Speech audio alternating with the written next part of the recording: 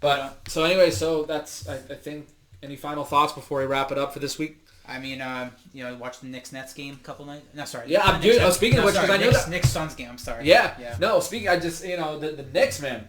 What the heck? I mean, we'll talk about it more next show. Yeah, because I really want to talk about the Knicks next week. I mean, we've talked about Knicks on and off, and we've been kind of waiting. I think we were kind of waiting for Dave to kind of like fall off a little bit somewhere, and then just as they were I think they were 25 and 27. Yep. And we're kind of like, oh man, they're gonna fall off the wheels a little bit here because they were losing some games, and then they just reeled off 9 games in a row, and they almost got 10. They had a game against Phoenix, but Phoenix is a really good team. They are.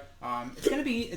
I'm very excited, Dave. And again, up until a couple years ago, I really was not watching NBA that much, and obviously the Knicks help with that. I've always watched. I've just lacked the drive to be as invested. But it's more. It's to me. There's more teams.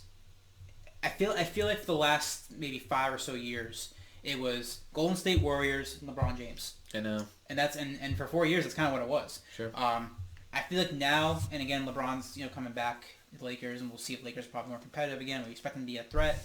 But there's still 4 other teams, I think, you can argue, in the Western Conference that could represent the West. And the Phoenix obviously is one of them with Chris Paul. Utah has lost Donovan Mitchell, but they're obviously a threat, number 1 seed. Yeah. And of course the Clippers. But even the East too. I mean, a lot of it's Philly, Brooklyn, and I don't know. As a Knicks fan, can't get my head around Brooklyn as a basketball team.